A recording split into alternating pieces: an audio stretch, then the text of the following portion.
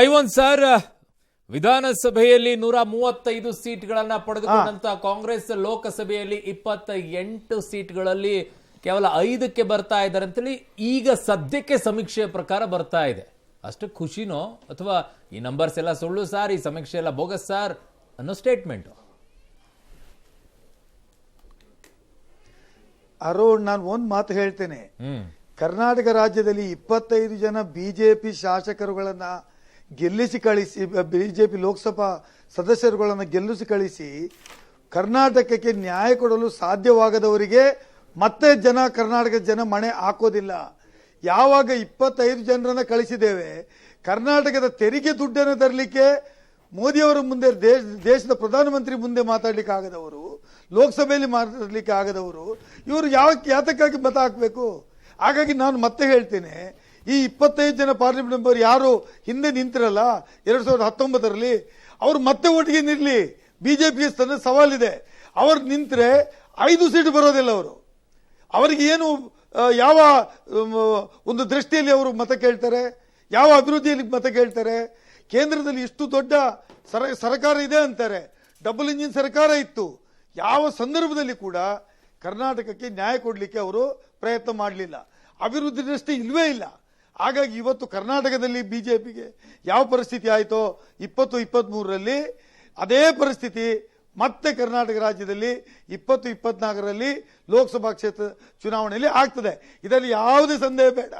ಅದು ಎಲ್ಲ ಟಿವಿಗಳು ಎಲ್ಲ ಗ್ರೌಂಡ್ ರಿಯಾಲಿಟಿ ಗೊತ್ತಿರೋದಿಲ್ಲ. ಕೆಲವು ಕಡೆ ಹೋಗಿ ಕೇಳಿಕೊಂಡು ಮಾಡಿಕೊಂಡು ಹೇಳ್ತಾರೆ.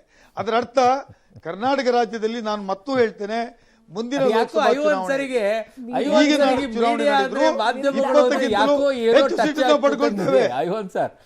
ಮನಸ್ಸಿಗೇನೋ ಹಾಕೊಂಡ್ಬಿಟ್ಟಿದ್ರೆ ಅನಿಸ್ತಾ ಇದೆ. ನೀವು ಮೀಡಿಯಾ ಅಂದ್ರೆ ಯಾಕೆ ಹಿಂಗ್ ಮಾಡ್ಕೊಳ್ತಾ ಇದ್ರೆ ಅಂತ ಗೊತ್ತಿಲ್ಲ. 135 ಬಂದಂತ ಸಂದರ್ಭದಲ್ಲಿ ನಿಮಗೆ ಪಾತ್ರಗಳು ಏನು ಇರಲಿಲ್ಲ. ಇದೆಲ್ಲ ಮ್ಯಾನೇಜ್ಮೆಂಟ್ ಅರುಣ್, ಇದು ಮ್ಯಾನೇಜ್ಮೆಂಟ್ ಪಾಲಿಟಿಕ್ಸ್ ಬಿಜೆಪಿದ್ದು. ಅವರಿಗೆ ಕರ್ನಾಟಕ ರಾಜ್ಯದಲ್ಲಿ ಯಾವ ಅಭಿವೃದ್ಧಿ ಕೆಲಸ ಮಾಡಲಿಕ್ಕೆ ಓಟ್ ಕೊಡಬೇಕು? ಏನ್ ತಂದಿದ್ದಾರೆ ಕರ್ನಾಟಕ ರಾಜ್ಯಕ್ಕೆ? ಅವರ ಕೊಡುಗೆ ಡಿಫರೆಂಟ್ ಇಶ್ಯೂ. ಕರ್ನಾಟಕಕ್ಕೆ ತೆರಿಗೆ ಹಣವನ್ನು ಕೊಡ್ಲಿಕ್ಕೆ ಸಾಧ್ಯ ಆಗಲಿಲ್ಲ ಅಂದ್ರೆ, ಬರಗಾಲಕ್ಕೆ ದುಡ್ಡು ಕೊಡ್ಲಿಕ್ಕೆ ಸಾಧ್ಯ ಆಗಲಿಲ್ಲ ಅಂದ್ರೆ, ನೀರಾವರಿ ಯೋಜನೆಗೆ ದುಡ್ಡು ಕೊಡ್ಲಿಕ್ಕೆ ಆಗದೇ ಇದ್ರೆ ಅವ್ರು ಯಾಕೆ ಕೊಡ್ಬೇಕು? ಐವನ್ ಸರ್ ಅವ್ರು ಹೇಳಿದ್ರು ನಮ್ಮ ಸಂಸದರ ಬಗ್ಗೆ, ಕರ್ನಾಟಕದ ಜನತೆ ನೀವು ಮಾಡಿರುವಂತಹ ರಾಜಕೀಯ ಡ್ರಾಮಾನ ನೋಡಿದ್ದಾರೆ. ನಿಮ್ಮ ಪಕ್ಷದಿಂದ ಕಳಿಸಿರುವಂತಹ ಒಬ್ರು ಸಂಸದರು ನಮ್ಮ ಭಾರತನ ತೋಡಸಕ್ಕೆ ಅಂತಾನೆ ಮಾತಾಡ್ತಾ ಇದ್ದಾರೆ. ಸೆಡಿಷಿಯಸ್ ಸ್ಟೇಟ್ಮೆಂಟ್ ಮಾಡ್ತಾ ಇದ್ದಾರೆ. ಬೇರೆ ಸೆಪರೇಟ್ ಕಂಟ್ರಿ ಕೇಳ್ತಾ ಇದ್ದಾರೆ. ಜಾಸ್ತಿ ನಂಬರ್ ಮಾಡಬಾರ್ದು ಅಂತ ಕರ್ನಾಟಕ ಜನತೆ ಭಾರತದ ತಾಯಿಯನ್ನ ಮುರಿಯುವಂತಹ, ಮನೆ ಮುರಿಯುವಂತಹ ಕರ್ನಾಟಕ ಜನತೆಗೆ ಕರ್ನಾಟಕ ಕಾಂಟ್ರಿಬ್ಯೂಟ್ ಮಾಡಿರೋದು ಭಾರತಕ್ಕೆ ಬಹಳಷ್ಟೇ ದೊಡ್ಡದಾಗಿದೆ.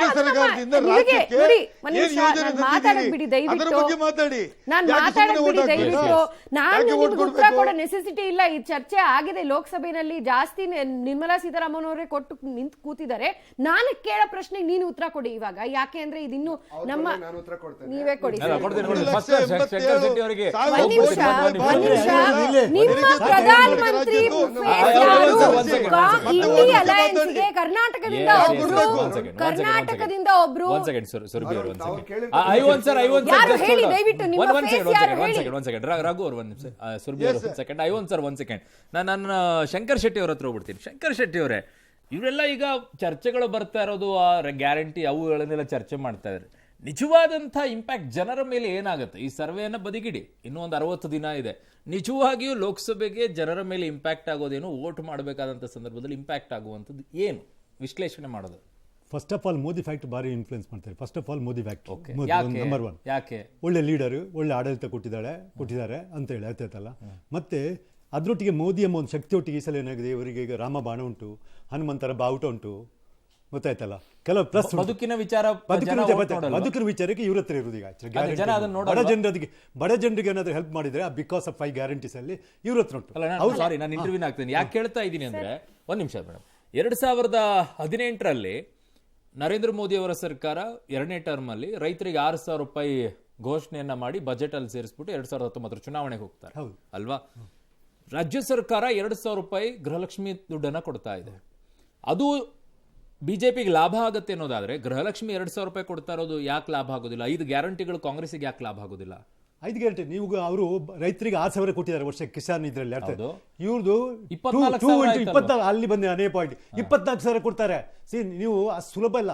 ಈ ಸಲ ಏನಾದ್ರೂ ಮೋದಿ ಅವರು ಫೇಸ್ ಮಾಡಬೇಕಾದ್ರೆ ಕರ್ನಾಟಕದಲ್ಲಿ ಇವರು ಕಾಂಗ್ರೆಸ್ ಪಕ್ಷ ಬೆನಿಫಿಟ್ ಕಾಂಗ್ರೆಸ್ಸಿಗೆ ಜಾಸ್ತಿ ಅಲ್ಲ. Guarantee is the only way. ಗ್ಯಾರಂಟಿಯಲ್ಲೇ ಇವರು ವಿನ್ ಆಗಬೇಕು. ಮತ್ತೆ ಯಾವ್ದ್ರಲ್ಲಿ ವಿನ್ ಆಗಲಿಕ್ಕೆ ಚಾನ್ಸ್ ಇಲ್ಲ. ಅದು ಒಪ್ತಾರೆ ಎಲ್ಲೋ ಗೊತ್ತಿಲ್ಲ. ಅದು ಬ್ಯಾಲೆಟ್ ಬಾಕ್ಸ್ ಓಪನ್ ಆದ್ಮೇಲೆ ನಮ್ಗೆ ಗೊತ್ತಿರಲಿಲ್ಲ. ಈ 1 ಸೀಟ್ ತಗೊಂಡು 28 1 ಸೀಟ್ ತಗೊಂಡವರು ಈ 135 ಸೀಟ್ ಅಸೆಂಬ್ಲಿ ಸೀಟ್ ಹೊಡಿತಾರೆ ಅಂತ ಯಾರಿಗಾದ್ರೂ ಗೊತ್ತಿತ್ತಾ? ಆಗ ಗ್ಯಾರಂಟಿ ಅಶ್ಯೂರೆನ್ಸ್ ಇತ್ತು. ಮತ್ತೆ ಅವ್ರದ್ದು ಅಹಿಂದ ನಾಯಕತ್ವ ಅಥವಾ 40% ಕಮಿಷನ್ ವರ್ಕೌಟ್ ಆಯ್ತು.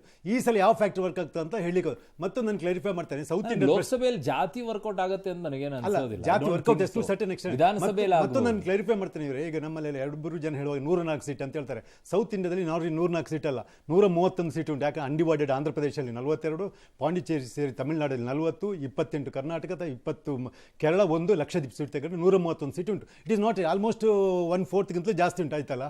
ಸೊ ಹಾಗಾಗಿ ಸೌತ್ ಇಂಡಿಯಾದಲ್ಲಿ ಬಿಜೆಪಿ ಖಂಡಿತವಾಗಿಯೂ ಕಮ್ಮಿ ಬಂದರೆ ಕರ್ನಾಟಕದಲ್ಲಿ ಬರಬೇಕು. ಇನ್ನು ತೆಲಂಗಾಣದಲ್ಲಿ ಒಂದು 2-3 ಸೀಟ್ ಬರ್ಬೋದು. ಮತ್ತೆ ಎಲ್ಲಿ ಬರಲಿಕ್ಕೆ ಚಾನ್ಸಸ್ ಇಲ್ಲ. ಸೊ ಇಲ್ಲಿ ಕರ್ನಾಟಕದಲ್ಲಿ ಉಂಟಲ್ಲ, ಕರ್ನಾಟಕದಲ್ಲಿ definitely there will be fight.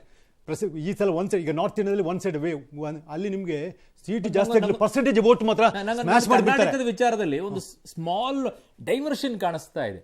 ಹೆಣ್ಣುಮಕ್ಕಳು ಒಂದ್ ಸೈಡ್ ನಿಂತ್ಕೊಳ್ತಾರೆ, ಗಂಡು ಮಕ್ಕಳು ಒಂದ್ ಸೈಡ್ ನಿಂತ್ಕೊಳ್ತಾರ ಅಂತ ಹೇಳಿ. ಅದು ಹೇಳಿಕ್ಕೆ ನಮ್ಗೆ ಗೊತ್ತಿಲ್ಲ. ಯಾಕಂದ್ರೆ ಈಗ ನಾವು ಆಲ್ ಓವರ್ ಇಂಡಿಯಾಲಿ ಸರ್ವೆ ಮಾಡುವಾಗ ಆಟೋದವ್ರನ್ನ ತುಂಬಾ ಮಾತಾಡಿಸ್ಬೇಕಾದ್ರೆ ಬಸ್ ಫ್ರೀ ಮಾಡ್ಬಿಟ್ಟು ನಮ್ ಜೀವನನೇ ಹಾಳು ಮಾಡಿಟ್ರು ಸರ್ ಅಂತ ಬಹಳಷ್ಟು ಆಟೋ ಡ್ರೈವರ್ಸ್ಗಳು ಹೇಳ್ತಾರೆ.